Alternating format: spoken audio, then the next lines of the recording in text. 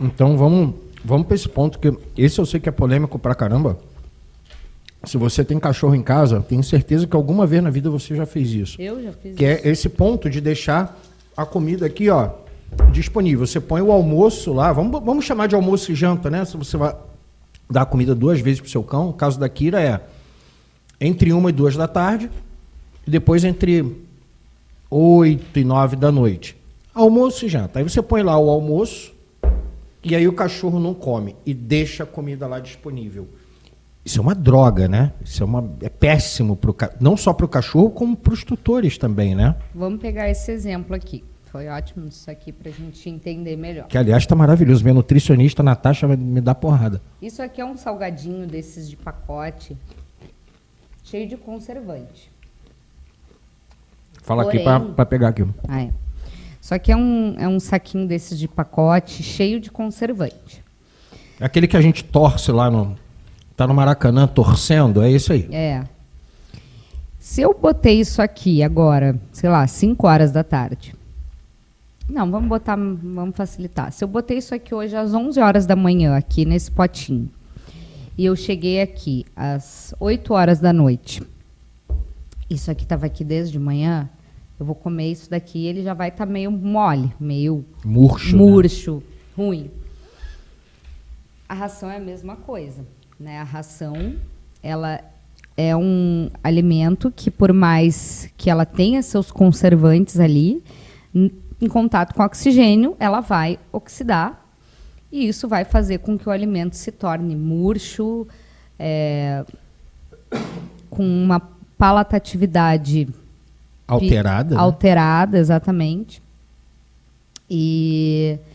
fora que vai ter gerado ali, por mais que não seja visível, mas já vai ter gerado bactéria, dependendo do lugar, pode criar fungo, pode dar barata. Então, tem todos esses pontos que a gente está falando até mais agora em questão de saúde e um alimento fresco, etc. Esse é um ponto. Agora, se a gente entrar na parte comportamental... Isso aqui, a disposição para o cachorro é muito menos interessante do que se isso aqui estiver guardado e em determinados momentos eu vou lá e ofereço para o cachorro. Ah, mas quando eu ofereço, meu cachorro não come. Bom, aí é ou porque você está oferecendo demais, ou porque na refeição seguinte ele comeu além do que ele precisava, ou porque ele já estava acostumado com o alimento à disposição e ele ainda agora não está entendendo essa mudança. Então, a gente precisa que o cachorro tenha interesse no alimento. Toda vez que o cachorro vai comer, eu preciso que ele tenha interesse nisso aqui que eu estou oferecendo para ele. Mas por quê?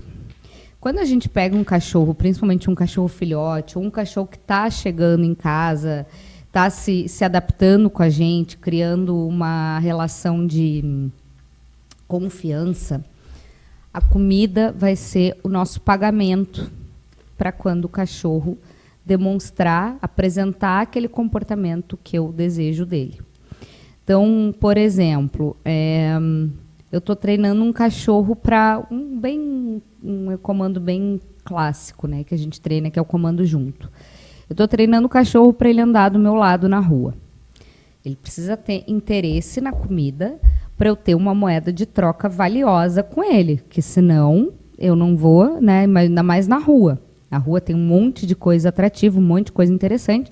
Se isso aqui que eu tenho na minha mão não for interessante, ele vai estar sempre me puxando para interagir com os outros estímulos da rua.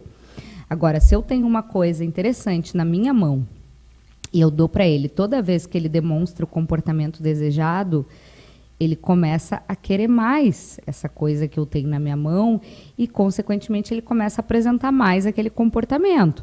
Então, ele está ali andando do meu lado, eu vou imediatamente recompenso com um petisco. Ele, opa, legal, então aqui tá bom. Gostei da brincadeira. Exato, aí eu repito, né, novamente o exercício. Ele andou do meu lado, eu vou lá e recompenso. Agora, se ele me puxa, se ele tenta ir para o lado, se ele empaca ou qualquer coisa, ele não vai ter nada disso. Ele vai ter a coleira ali tensionando nele, gerando um desconforto, e ele não vai ter nada disso aqui. Só que, como eu disse, isso aqui só vai ser um prêmio para ele, só vai se tornar super interessante para ele se ele valorizar isso daqui. Se isso daqui tiver banalizado, se o seu cachorro tiver à disposição em casa, ou já tiver enchido a barriga antes de você ir treinar com ele, isso aqui não vai valer nada. Agora, se o cachorro está morrendo de fome, né, se eu não dei comida para ele hoje, vamos supor, e ao invés de eu dar comida para ele lá no potinho, eu peguei a comida dele e saí para treinar. Ele faminto, isso aqui que eu tenho na minha mão vai ser uma super moeda de troca. Então, isso se torna, eu sempre brinco que a comida dele é o salário que a gente recebe no final do mês. Né? É aquilo que a gente, às vezes, faz, até mesmo que a gente não quer, ou que a gente não gosta tanto, mas por quê? Porque a gente precisa a recompensa, daquele pagamento no final do mês. É uma questão de sobrevivência, é instinto de sobrevivência isso. Então, quando a gente trabalha através da comida, a gente trabalha muito a nossa questão de liderança com o nosso cachorro, e que é muito importante deixar isso bem claro aqui, que a liderança não tem nada a ver com... que muitas pessoas ainda confundem, né? Levam para um lado mais negativo de liderança. Você tem que ser aquela pessoa que é um general, autoritária, agressiva, autoritária, e não tem nada a ver.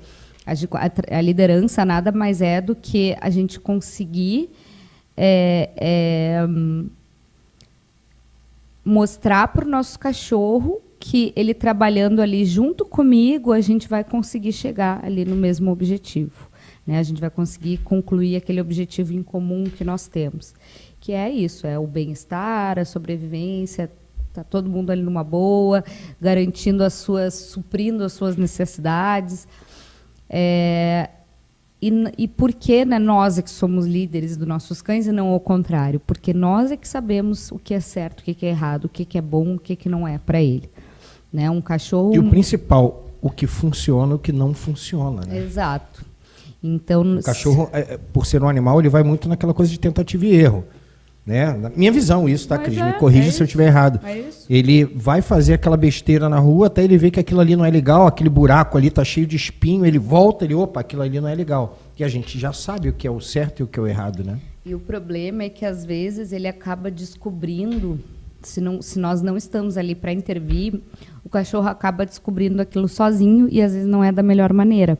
Como, por exemplo, uma interação mal feita com outro cachorro, em que ele pode acabar levando uma mordida.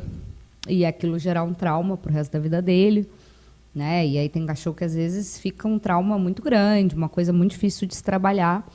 Agora, se eu estou ali para intervir naquela relação, eu já conheço os sinais de cada cachorro. Né? Eu, como adestradora, e passo isso para os meus clientes. Eu já conheço os sinais ali de cada cachorro, então eu sei até o limite, até que ponto aquela interação está sendo saudável. Quando eu percebo que aquela interação deixou de ser saudável, eu vou lá e bloqueio, eu corto, né? Eu paro com aquilo. Então, antes de uma catástrofe acontecer, eu já vou lá e eu quebro aquilo. Então, por isso que é importante existir essa nossa liderança, essa nossa intervenção ali com nossos cães. Por isso que é importante a gente dar limite, que é o que a gente falou mais cedo ali, né, de até onde ele pode, até onde ele não pode, porque o cachorro ele não sabe.